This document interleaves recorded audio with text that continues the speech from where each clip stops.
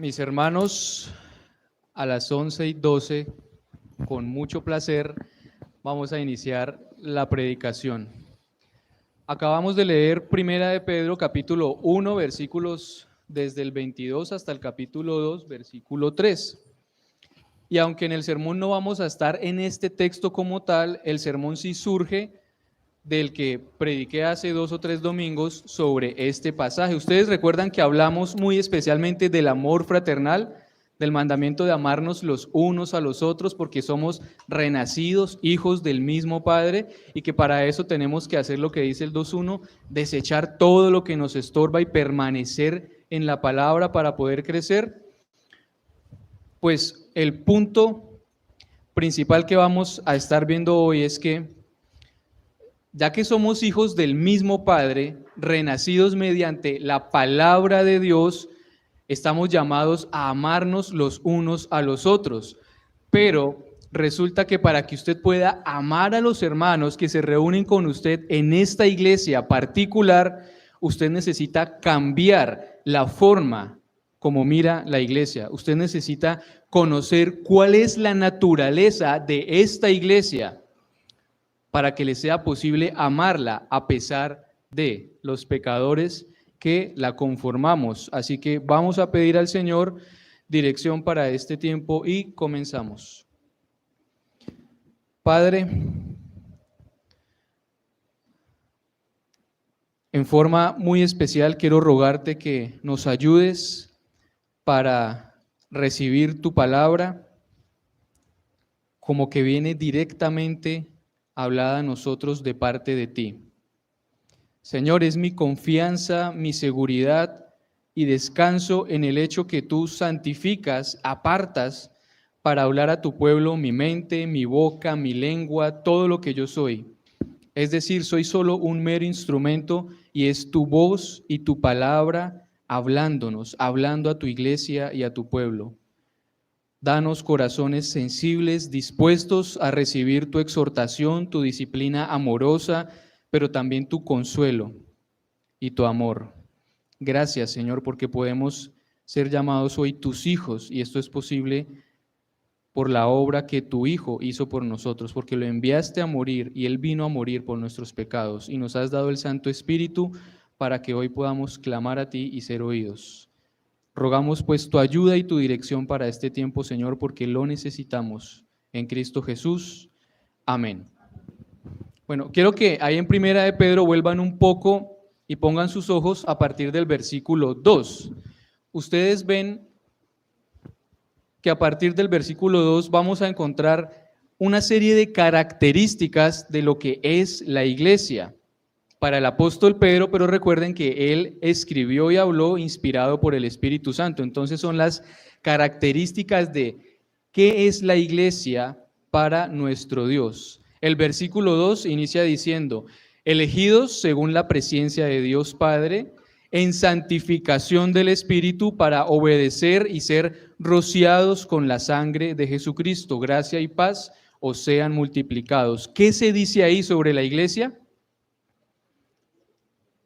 Que somos elegidos, que somos santificados y que somos rociados por la sangre de Jesucristo.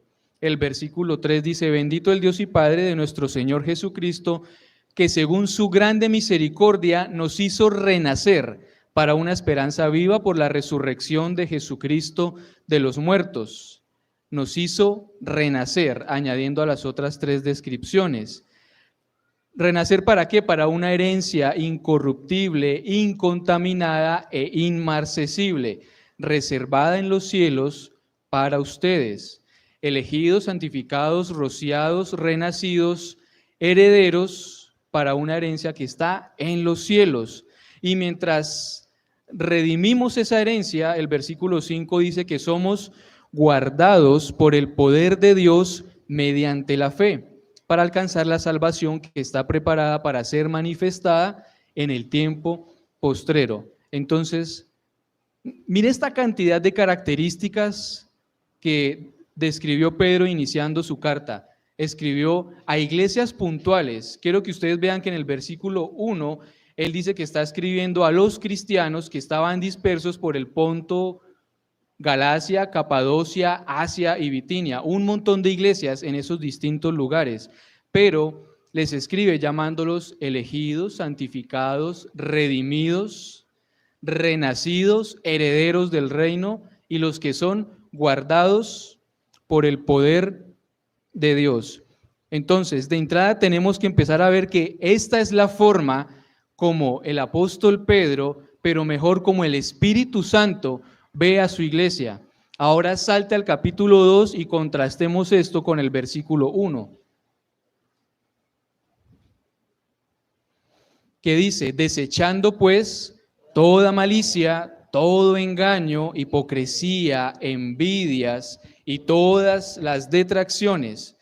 Entonces, Pedro está hablando a los elegidos, a los santificados, a los que ya están redimidos, a los que son herederos, pero a estos les dice, quiten de entre ustedes sus malas intenciones, quiten de entre ustedes su mala conducta, sus engaños o los engaños que hay entre ustedes, las envidias, la hipocresía y las detracciones, las calumnias, la costumbre de hablar mal a espaldas de los hermanos o de proferir juicios contra alguien cuando esa persona no está presente para defenderse. Pero noten el contraste, son los elegidos, los santificados, los redimidos del Padre a través de Cristo, pero también son pecadores. Pedro, desde que inició a escribir su carta, ¿sabía que entre ellos había chismes, detracciones, murmuraciones, hipocresías y envidias? Por supuesto que sí, muy seguramente eso es parte del motivo por el cual escribió, pero eso menguó en algo la imagen que él tenía de cada una de estas iglesias particulares o la imagen que él tenía de la iglesia universal. En absoluto. Piense, por ejemplo, en su cónyuge. Vamos a tomar un ejemplo para ilustrar esto. Cuando yo veo a mi esposa, ella es preciosa, ¿verdad? Es diligente, hacendosa, atenta, es virtuosa y yo la amo sobre cualquier otra cosa y no hay absolutamente nada que no haría por ella.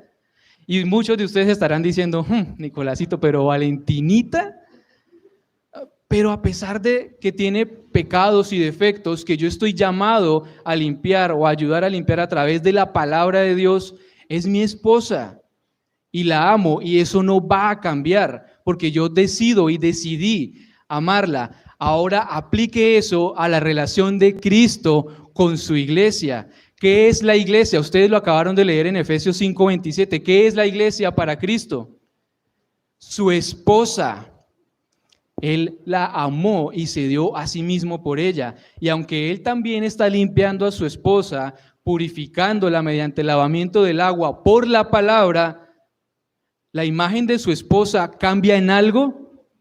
Es pura, santa, sin mancha, gloriosa, sin arruga, ni nada que se le parezca.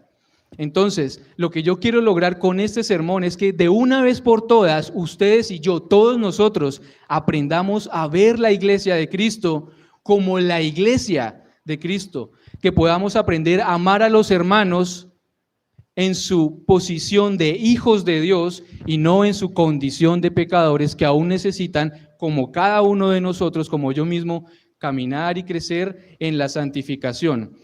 Si ustedes recuerdan, esto es lo que vemos constantemente en las cartas del apóstol Pablo. Por ejemplo, ¿recuerdan el problema que había en la iglesia en Corinto? Si ustedes han leído alguna vez el capítulo 5 de Primera de Corintios, recordarán que había un hombre, no sé qué tan joven, pero un hombre que estaba acostándose, manteniendo relaciones íntimas con la esposa de su papá.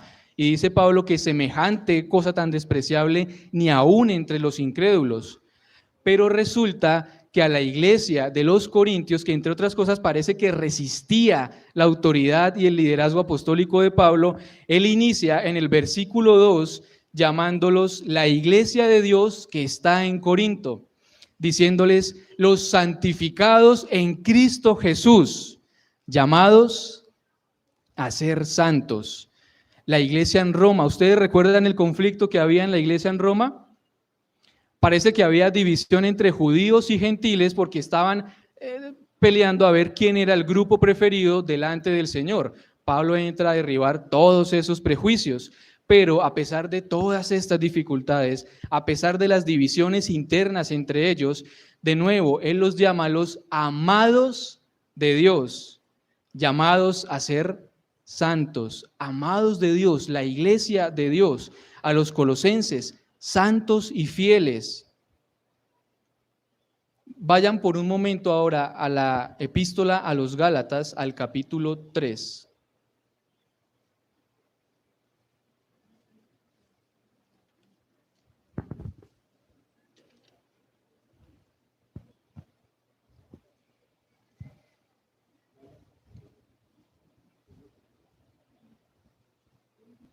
Y en Gálatas 3, ayúdenme todos a leer el versículo 1. Gálatas 3, 1. Ya pasaron los 10 segunditos de búsqueda. Todos juntos. Oh Gálatas.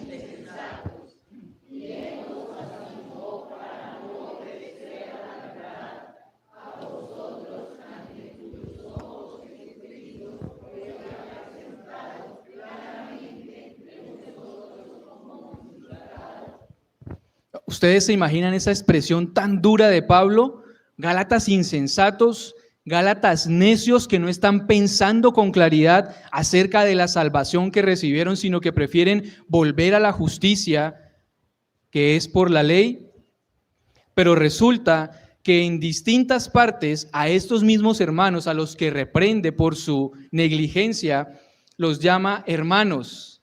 No deja de reconocerlos como el pueblo de Dios, como sus hermanos, también nacidos del mismo Padre. Los llama hijos adoptivos, los llama también los herederos de Dios. Y miren en el capítulo 4, versículo 19, la expresión con la que los está exhortando. Gálatas 4, 19. De nuevo, ayúdenme todos para que leamos juntos. Hijitos míos.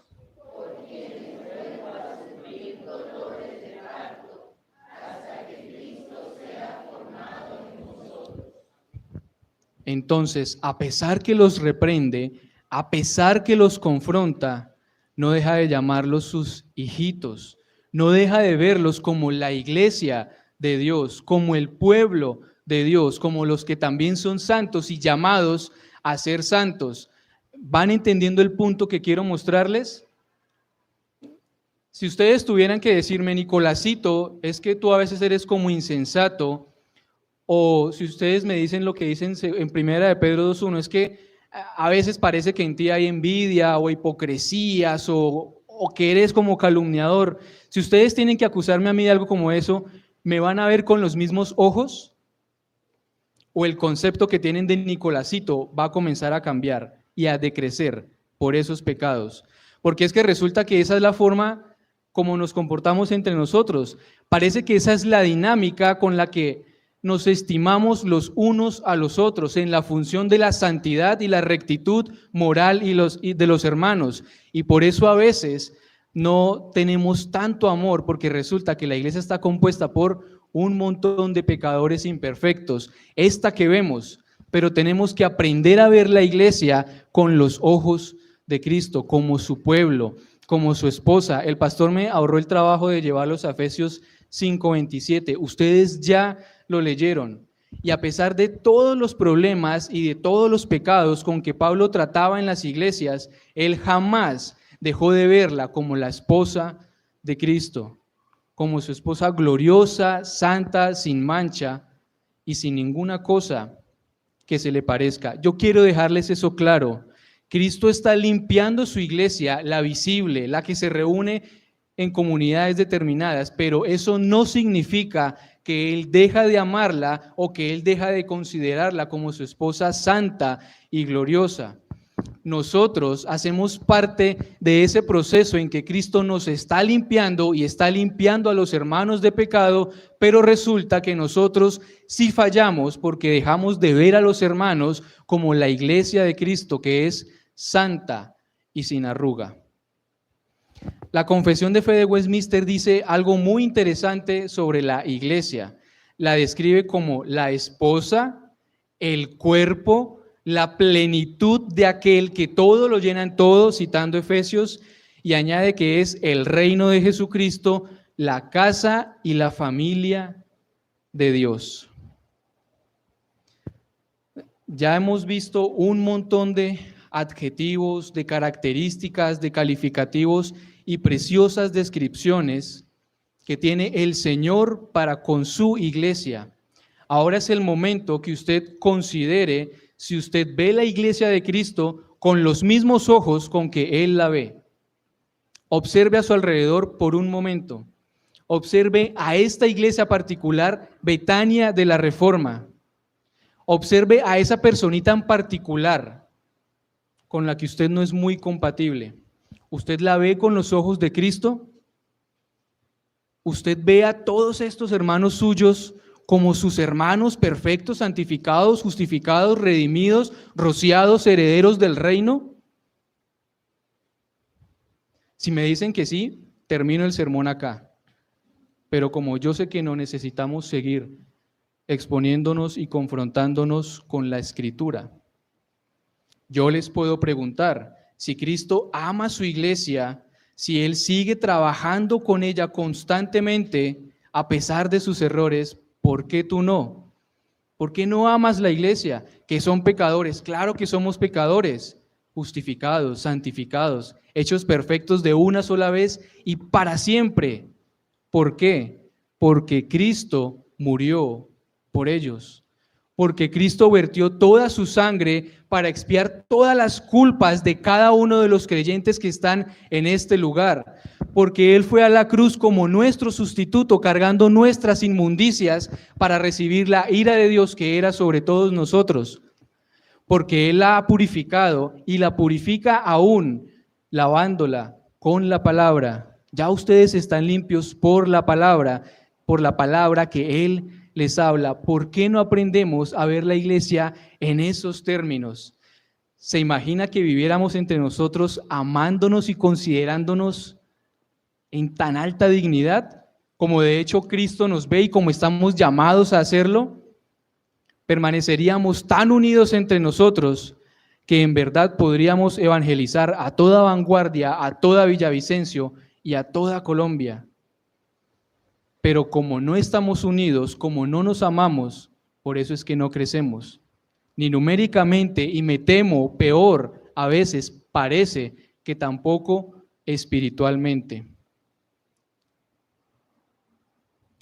Yo los estoy desafiando a que amen esta iglesia, pero la pregunta que sigue es, ¿qué es lo que hace que una iglesia efectivamente sea una iglesia? O mejor, ¿cuál es la verdadera señal o marca que identifica a una iglesia verdadera? Y resulta que a lo largo de todos los siglos de estudio se ha considerado que hay tres señales, principalmente tres señales que identifican a una iglesia verdadera. La primera de ellas, ustedes ya la saben, el pastor las dice cada rato: la predicación de la palabra de Dios. La correcta administración de los sacramentos. ¿Recuerdan cuáles son? Bautismo y la Santa Cena, y el fiel ejercicio de la disciplina. Pero hay muchos que dicen que estas tres pueden resumirse principalmente en la primera: la fiel y correcta y celosa predicación del Evangelio y de la palabra de Dios. ¿Por qué? Porque yo puedo estar predicando como lo estoy haciendo ahora sin estar administrando sacramentos o sin estar administrando disciplina contra una persona particular, pero nadie puede ni administrar sacramentos ni aplicar disciplina prescindiendo de la palabra de Dios. Así que resumen estas tres características en una sola: la predicación de la palabra de Dios. ¿Qué es lo que significa? Que en donde se predica la palabra, allí hay una iglesia del Señor, que en donde se predica la palabra, allí se cumple lo que Cristo dijo, que donde están dos o tres reunidos en mi nombre, allí estoy yo en medio de ellos. ¿Cuál es entonces la tarea que tenemos que tener o en la que debemos permanecer para ser una verdadera iglesia? Permanecer en la palabra. Vayan al Evangelio de Juan, al capítulo 8.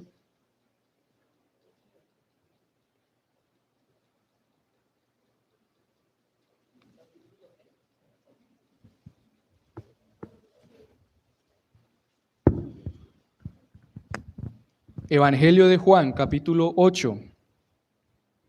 Y mire el versículo 31 que dice, Juan 8:31. Dijo entonces Jesús a los judíos que habían creído en él: si vosotros permaneciereis en mi palabra, seréis verdaderamente mis discípulos. ¿Qué debe haber entre nosotros para ser una verdadera iglesia del Señor? Palabra, permanentemente.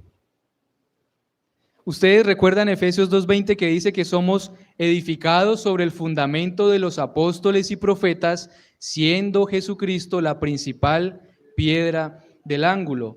Entonces, Jesucristo es nuestra base, la roca sobre la que se edifica la iglesia, y el testimonio de los profetas en el Antiguo Testamento y de los apóstoles en el Nuevo es el fundamento o las columnas sobre las cuales nosotros edificamos la iglesia. ¿Qué es lo que debe haber entre nosotros o en qué debemos estar cimentados y fundamentados para edificar la iglesia? En la palabra, en la escritura, constantemente, permanentemente y abundantemente. Orar la escritura, cantar la escritura, leer la escritura, estudiar la escritura, predicar la escritura, reunirnos en las casas para aprender la escritura. No estamos llamados, mis hermanos, a tener la mejor y más potente de las alabanzas, ni la más atractiva. No estamos llamados a proliferar en eventos y conferencias y todo tipo de ministerios para atraer a las personas. ¿Cuál debe ser nuestro principal atractivo para que podamos ser hallados una iglesia fiel a Cristo? La palabra. Cuando durante los días del ministerio terrenal del Señor, Él hacía énfasis en todas las cosas que la gente reclama hoy día? ¿Qué es lo que ofrecía Él a los que lo seguían? Palabra, la palabra, la palabra, la palabra, no conciertos, no eventos. Ni siquiera lo atractivo eran los milagros, ni siquiera había un grupo potente de alabanza. La palabra, la palabra, la palabra. Esta es la única señal, mis hermanos, que identifica lo que es una verdadera iglesia del Señor. Así que si usted considera que en esta iglesia se cumple esa señal, vamos a estudiar lo que sigue a continuación. Vayan a Salmos capítulo 133, que también lo leímos hace un momento. Salmos capítulo 133.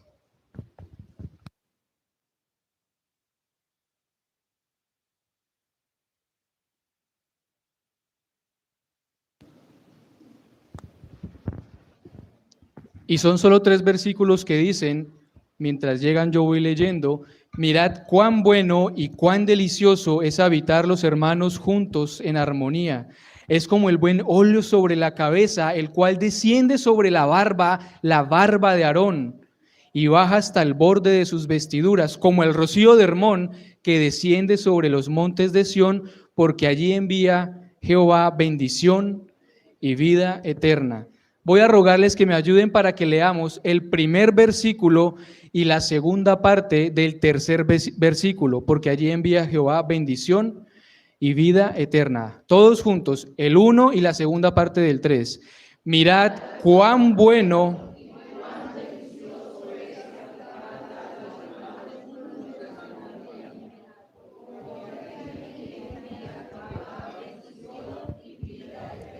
Bueno, ese fue apenas un ensayo.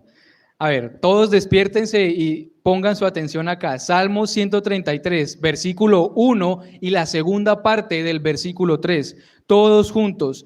Mirad cuán bueno.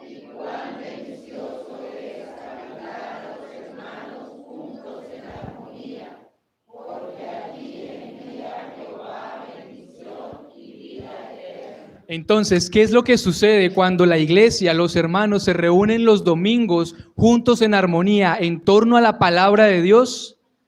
Allí envía Jehová bendición y vida eterna. ¿Qué es lo que sucede cuando los jueves los distintos grupos se reúnen en las células alrededor de la palabra? Allí envía Jehová bendición y vida eterna, con las damas, con los caballeros, con los niños, con los 4 que nos reunimos esta mañana a orar. ¿Qué es lo que sucede? Allí envía Jehová bendición y vida eterna. Usted aprovecha todos estos ministerios y todos estos medios que le ofrecemos para que reciba la bendición y la vida eterna que Dios le envía. Usted aprovecha todos estos medios de gracia para que abunde la palabra en nosotros, para que cultivemos el compañerismo y la comunión, porque allí envía Jehová bendición y vida eterna. ¿O usted quiere ir a buscar la bendición y la vida eterna en otro lugar o en otras cosas que no sean la comunión con los hermanos alrededor de la palabra de Dios? De nuevo, estamos llamados a atraer a las personas con un montón de manifestaciones atractivas y llamativas.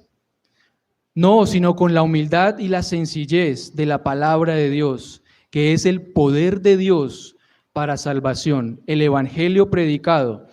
Entonces, mirad cuán bueno y cuán delicioso es que los hermanos se reúnan los domingos juntos en armonía, porque allí envía el Señor bendición y vida eterna. Si lo que este salmo dice es verdad aquí para esta iglesia, para la IBR en Vanguardia, nosotros no podemos dejar de someternos a la iglesia, ni dejar de cultivar la unidad de la iglesia, ni nuestra comunión con la iglesia. No podemos separarnos ni distanciarnos de la iglesia y mucho menos romper su unidad. Si usted considera que esta es una iglesia bíblica donde se predica la escritura, donde se le administran correctamente los sacramentos y donde no se tolera el pecado, lo que usted tiene que hacer es someterse a su iglesia, someterse a sus hermanos, trabajar por su iglesia, cultivarla, proveer recursos para el sostenimiento de sus ministerios. Mis hermanos, ¿qué es lo que nos impide amarnos como la familia de Dios? En verdad, ¿qué es lo que está estorbando nuestra comunión y que no nos deja crecer? ¿Será un alto concepto que tenemos de nosotros mismos? ¿Nuestro orgullo? ¿Nuestra altivez? ¿Que no consideramos a los demás como superiores, cada cual a sí mismo? ¿Que tenemos la costumbre quizá de pagar mal por mal? Solo estoy mencionando un montón de cosas que Pablo está hablando en Romanos capítulo 12. Pero, ¿qué le impide amar la familia que Dios le dio? ¿Ha pensado en eso alguna vez? ¿Es capaz de pensar en eso esta mañana con toda honestidad delante de su Señor? ¿Qué le impide amar a los hermanos? ¿Ver la iglesia como la esposa de Cristo, santa, gloriosa y perfecta? ¿Ver a este pequeño rebaño que está aquí reunido como la familia de Dios? Tenemos que entender de una vez que estos que están con nosotros son nuestra familia, son la familia de Dios. ¿Y saben qué tenemos que entender también? Que nosotros no escogemos nuestra familia, Dios nos la dio. ¿Usted acaso puede escoger a sus padres? No. ¿Usted puede cambiar a los hermanos que nacieron del mismo vientre del que usted nació? No. ¿Y por qué entre nosotros ha proliferado esa maldita costumbre de negar nuestra familia y cambiar la familia que Dios nos dio? ¿Por qué nos damos el lujo y el privilegio tan siquiera de considerar cambiar de iglesia o elegir otra iglesia? Les dije claramente cuál es la señal que identifica una verdadera iglesia. Si eso se cumple entre nosotros, tenemos que someternos unos a otros. ¿Por qué negamos la familia que el Señor nos dio? ¿Por qué no la amamos? ¿Por qué no la cultivamos? ¿Por qué la menospreciamos? ¿Por qué deseamos la familia o la iglesia del vecino? Más aún, ¿cuál es el criterio por el cual la gente considera cambiar de iglesia?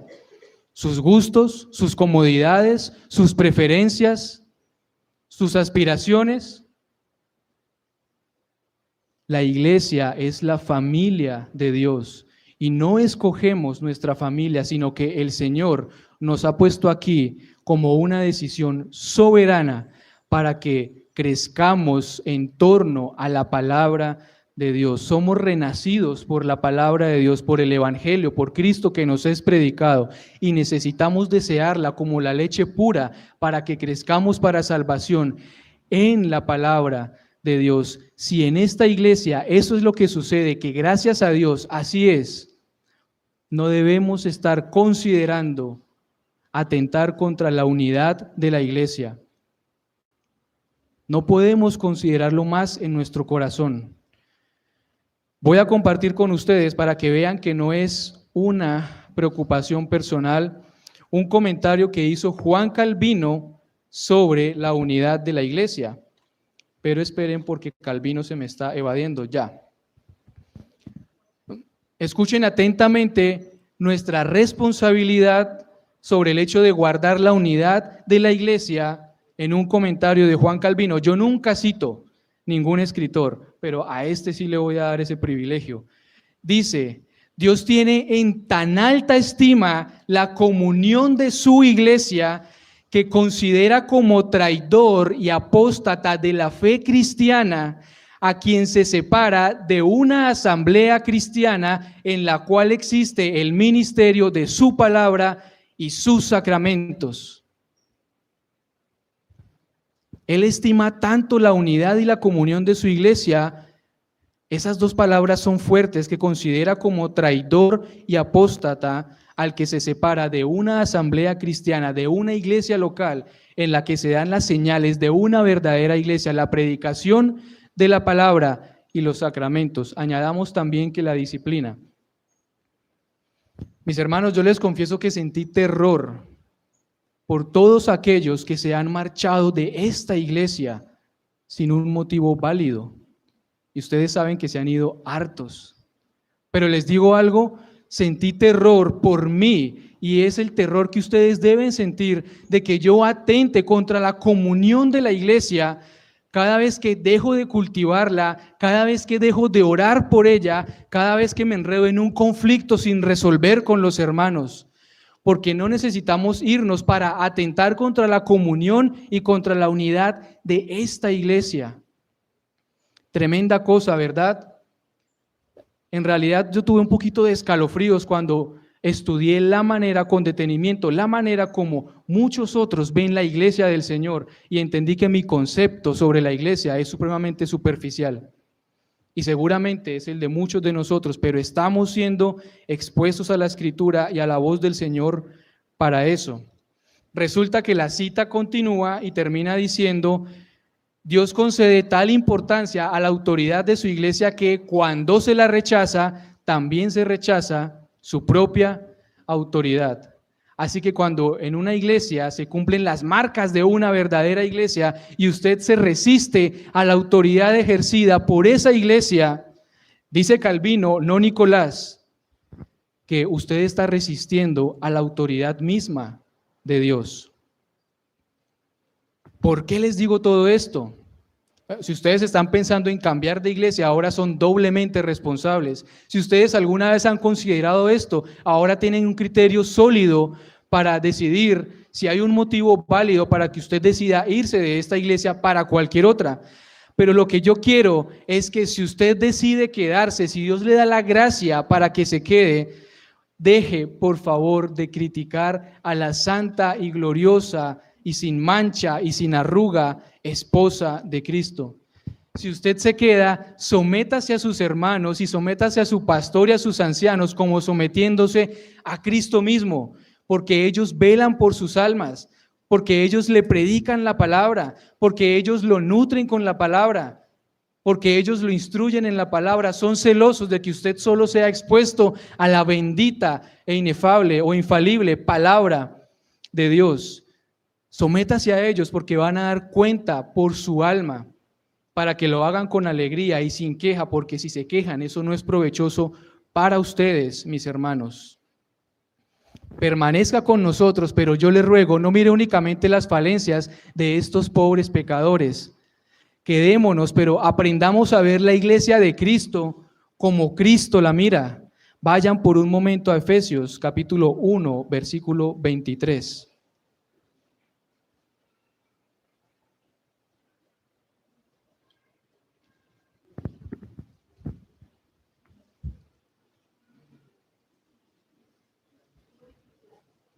Efesios capítulo 1, versículo 23.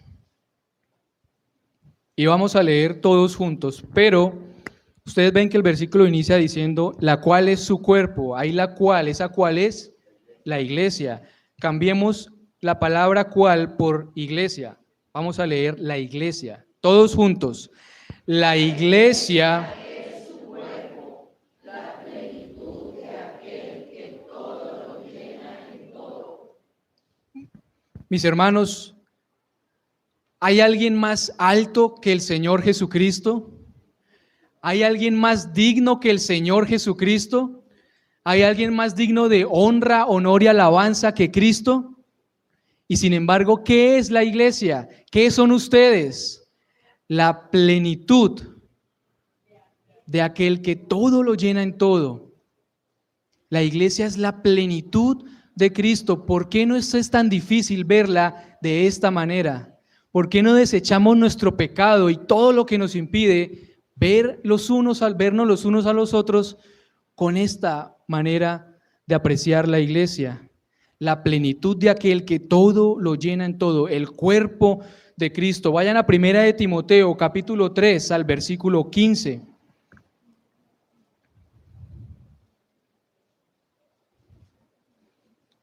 Primera de Timoteo 3:15. Y está dándole Pablo instrucciones a su querido Timoteo. Y le dice, todos juntos, Primera de Timoteo 3:15, para que si tardo,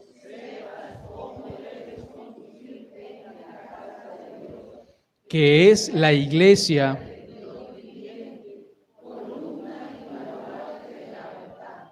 ustedes pueden ver esa descripción, la casa de Dios, la iglesia del Dios viviente, columna y baluarte de la verdad. De nuevo, ¿qué es lo que nos debe caracterizar como iglesia? Permanecer en la verdad, permanecer en la palabra. Finalmente, para ver otra descripción sobre la iglesia, para que aprendamos a verla, para que nos quede claro cómo debemos apreciar la iglesia a la cual hemos sido incorporados, vamos a Primera de Pedro, al capítulo 2 y al versículo 9.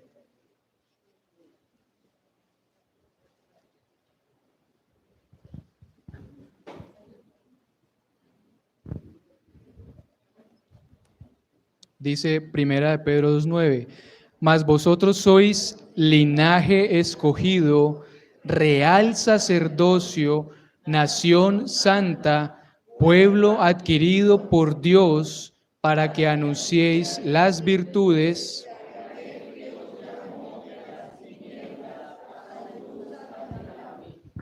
Seguramente muchos de nosotros no entendemos con plena claridad qué es lo que significan todas estas descripciones. Lo primero es que eran descripciones que se hacían en el Antiguo Testamento para el pueblo de Israel, pero ahora Pedro las está aplicando a la iglesia, lo que significa que la iglesia es el cumplimiento y la continuación del verdadero Israel de Dios. Eso de que somos linaje escogido, la familia de Dios, sus hijos adoptados, nacidos de nuevo mediante la palabra de Dios de la que leímos en el versículo 23, siendo renacidos por la palabra de Dios. Eso de que somos real sacerdocio, yo creo que no hemos entendido lo que significa que la iglesia es real sacerdocio. Hay dos títulos ahí, reyes y sacerdotes. Resulta, mis hermanos, que en el Antiguo Testamento los hombres podían ser o sacerdotes o reyes. Nunca ningún sacerdote ostentó al tiempo la dignidad de rey y jamás un rey pudo aspirar a cumplir el oficio de sacerdote. Eran oficios distintos, nadie podía adjudicarse esta doble dignidad, pero resulta que en el Antiguo Testamento hubo una persona a la que se le adjudicaron estos dos títulos. ¿Recuerdan quién fue? Antiguo Testamento. Uno que es tipo, modelo de Cristo. Melquisedec. Vayan rápidamente a Génesis capítulo 14 al versículo 18. quiero invertirle estos 5 minuticos que me quedan posiblemente a explicar el significado de que somos reyes y sacerdotes. Génesis 14, 18.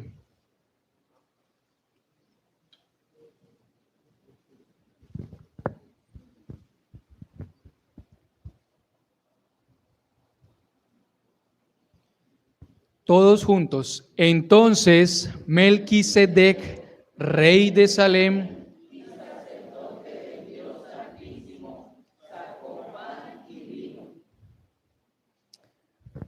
Melquisedec, rey de Salem, posiblemente una referencia a Jerusalén, a Sión, sacerdote del Dios Altísimo, el único personaje en el Antiguo Testamento que fue sacerdote y rey. Y ahora sí, en el Nuevo Testamento, ¿quién es el único personaje al que se le adjudican los títulos de sacerdote y rey? Jesucristo. Ustedes pueden recordar Lucas 1:32 en el anunciamiento del nacimiento de Jesús. Dice, Jesús será grande y será llamado Hijo del Altísimo, y el Señor Dios le dará el trono de David su padre, y reinará sobre la casa de Jacob para siempre, y su reino no tendrá fin. Eso está en Lucas 1:32 y 33, para los que toman apuntes. Rey de Israel, heredó el trono de David, y su reino será para siempre. Ahora busquen Hebreos capítulo 5.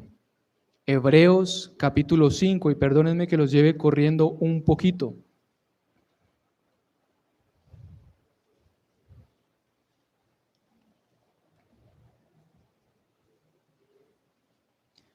Hebreos capítulo 5, yo voy a leer el versículo 5 y ustedes van a leer el versículo 6. Hebreos 5, 5 y 6.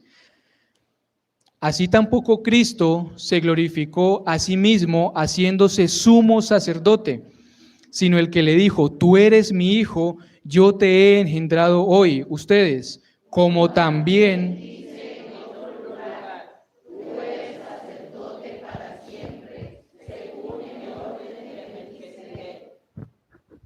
elevado a la dignidad de rey por el Padre, elevado al oficio de sumo sacerdote por el Padre según el orden de Melquisedec, eterno, la única persona de la que se dice que es rey y sacerdote es el Señor Jesucristo. Melquisedec también, pero como un tipo o un modelo del que había de venir. Y ahora piensen en esto, consideren esta iglesia particular y asuman que Cristo les ha dado una dignidad que únicamente Él tiene en toda la Escritura. Él ha hecho a su iglesia lo que absolutamente ninguna persona más aparte de Él ha sido: reyes y sacerdotes. Mis hermanos, cuánta dignidad para nosotros que no merecemos nada. Cuánta dignidad para nosotros en solo ese título, real sacerdocio. Cuánta dignidad es de la que han sido investidos todos los que están reunidos con usted.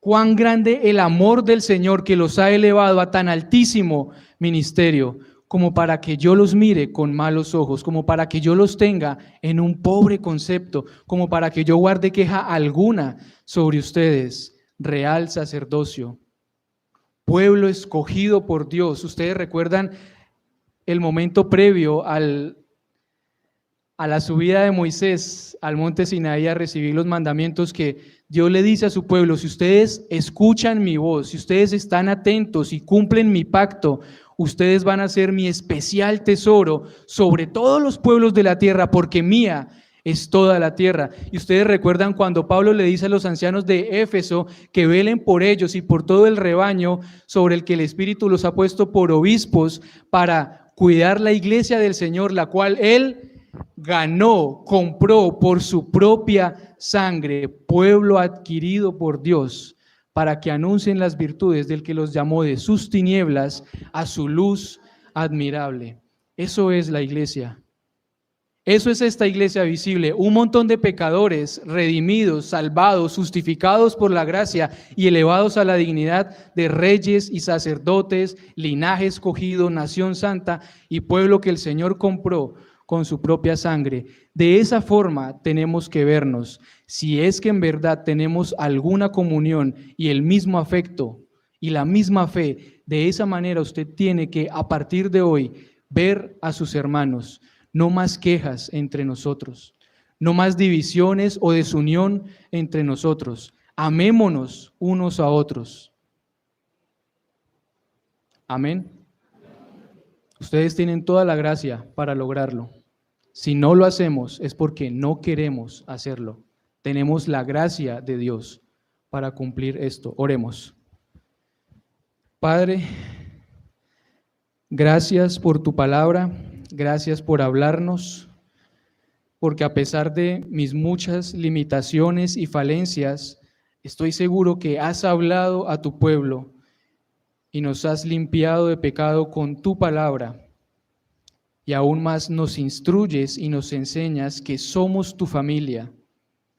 Y nos enseñas a amar a los hermanos, a desechar todo aquello que nos impida crecer en el amor los unos por los otros. Ayúdanos a desechar, a quitarnos, como nos quitamos la ropa vieja y sucia, toda nuestra malicia, nuestras malas intenciones, nuestra hipocresía y nuestra falta de amor, para crecer en unidad los unos con los otros, a que nos amemos y nos estimemos como el pueblo tuyo, como verdaderos hermanos renacidos del mismo Padre por la palabra, por Cristo que nos ha sido predicado y en quien hemos creído por el Evangelio.